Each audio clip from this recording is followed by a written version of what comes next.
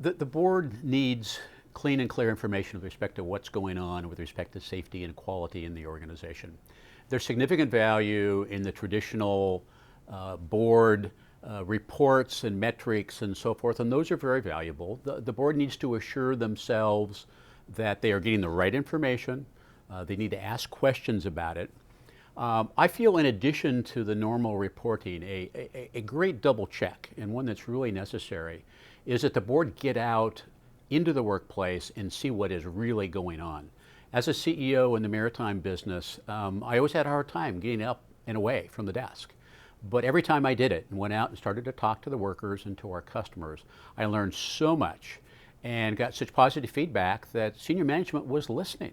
It's very important to the whole organization.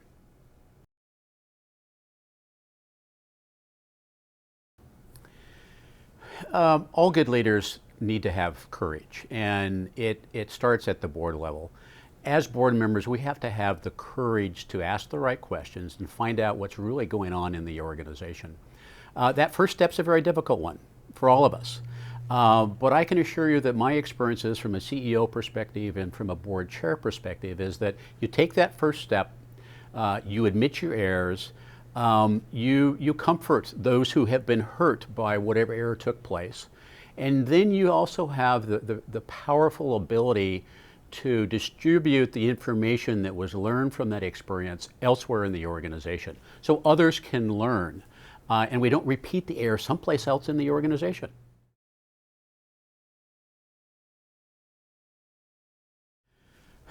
For whatever reason, within healthcare, boards have a view that they're fully understand they're responsible for financial goals and objectives. There's a reluctance to take responsibility for safety and quality. In other organizations, maritime as an example, it was very clear that the CEO and the board owned together safety and quality responsibility. We owed it to our workers, we owed it to our customers, we owed it to the environment that we worked in. And the board has to understand that the buck ends with them. We are responsible as board members. We're responsible in terms of our duty of care, and we're responsible with respect to the moral and ethical responsibilities of patient care.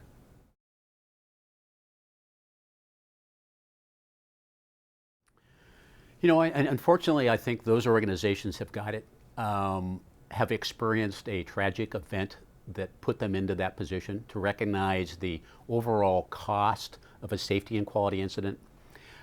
Rather than experiencing that in real life, we need our boards to ask the question, can an incident like the Quaid twins happen to us? Use it as a real life example and ask why it cannot happen to us if the answer is it cannot. And use that as the real life example to get to the bottom of, are we as safe as we really think we are?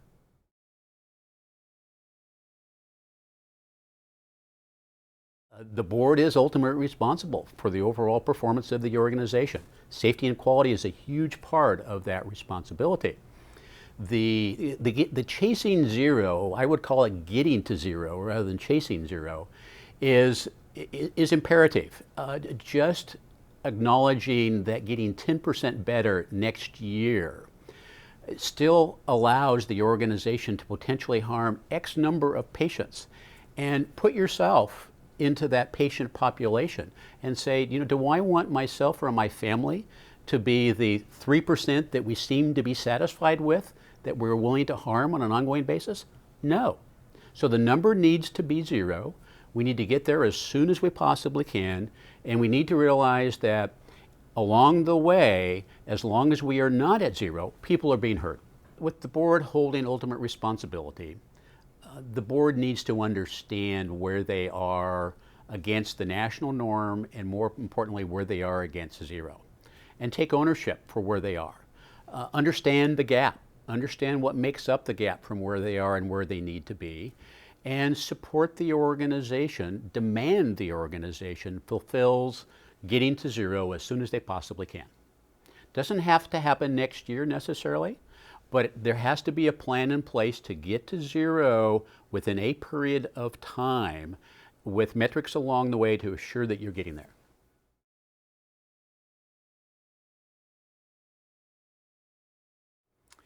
You know, to the organization, there's nothing more demoralizing than setting out on a good plan and having somebody halfway along the way say, you know, we just don't have the resources to support that.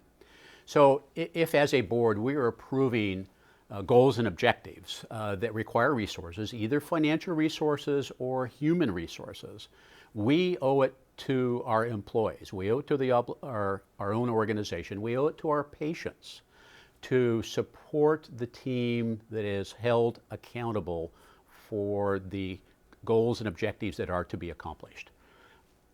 We can do it no other way. If we start down this path and fail to provide the support, we have failed the organization, the patients, the patient families. It starts with setting the right goals and objectives. It ends with a robust set of metrics that are looked at on a routine basis by the board, a manageable number of metrics, and the board having the responsibility and the courage to hold people responsible for performing what has been set out to be done. Sustainment is a huge issue in any organization, particularly in a complex organization like healthcare. And as board members, we have to provide the support, we have to hold people accountable, we have to ensure that corrective actions are put into place if we start to fail behind our goals and objectives, and overall provide the support necessary to get there.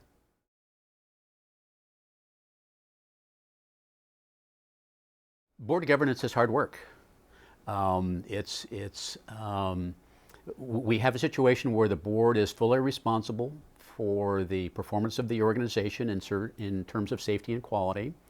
The board meets at best 2 hours a month, so that's a very short period of time when the board is together. So we have to make sure that we are really focused upon the patient, we're really focused upon safety and quality in that short time that we have together as board members. So it's vitally important that we have the right goals and objectives, that we have the metrics in place to see how we're doing, and that the board gets directly involved in not just overseeing safety and quality, but demanding safety and quality in the organization.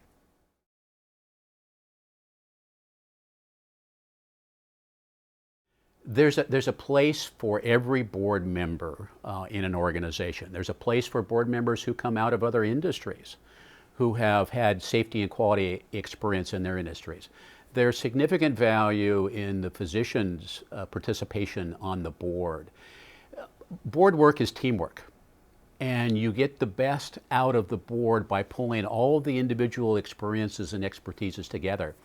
And the sum of the numbers is greater than the people sitting around the table. It's teamwork at its best.